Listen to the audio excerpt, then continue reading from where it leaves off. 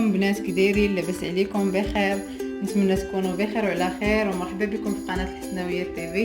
اليوم غادي نوجدوا واحد الوصفه بالحوت ديال لاروس ولا سمك اللوط. كنحتاجوا فيه الحوت ها هو، وكنحتاجوا في العطريه ديالو كنحتاجوا الملحه، خرقوم، البزار، ثومه جافه، لاصوص صوجا، زيت العود، عندنا القزبر ومعدنوس، عندي شامبينيون. الا كان عندكم طري استعملوه طري، انا عندي هذا معلب. عندي هنايا حامضه مقطعه النص ديالها، والحامض غادي نزيدوه اللي كيبغي الحامض يعصرو. وعندي هنايا معلقه الزبده. ودابا غادي ندوزو لطريقه التحضير. ساقره، انا غنطيبو ساقره، نحطها على النار وغادي ندير معلقه ديال الزبده،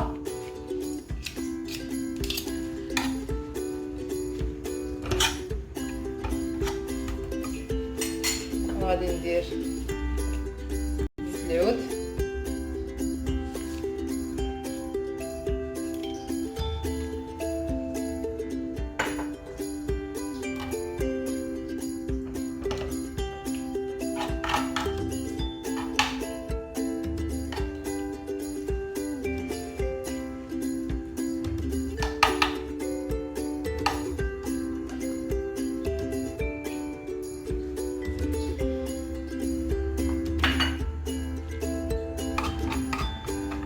الزبده هي دابا دابت لينا.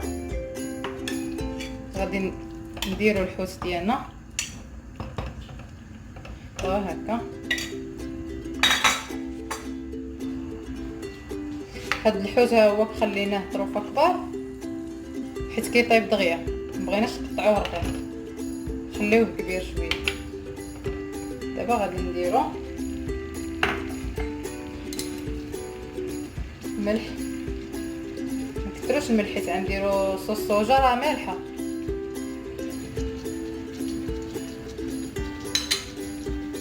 وغادي نديرو شويه د البزار،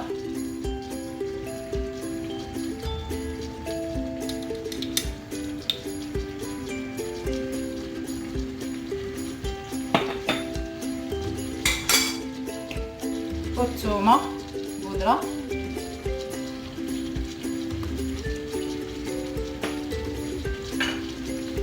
ونديرو الشامبينيون،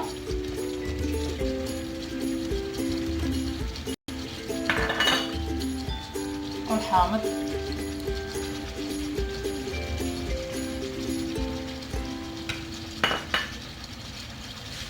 نديرو قزبر ومعدنوس،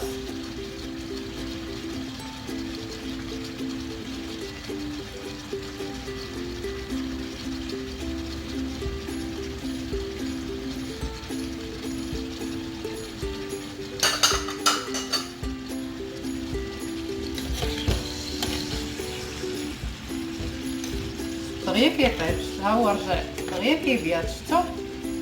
خليهم هكا.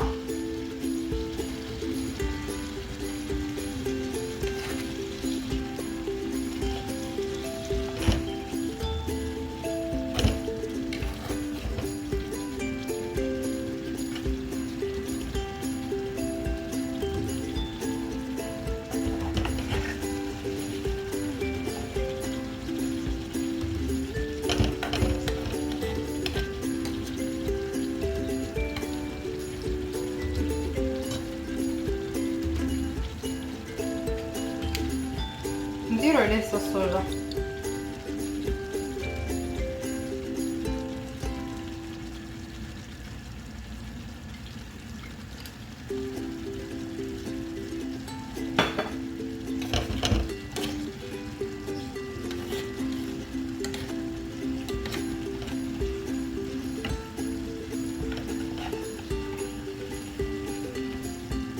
دابا نعصرو عليه شويه الحامض،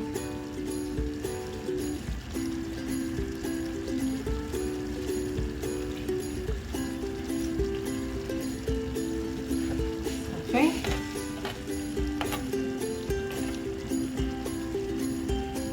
عرفتوا على ريحه طالعه معاه فنه، ريحه كتحمق. ونخليوه يطيب هكا. نسدو عليه الطويجين ونخليوه يطيب.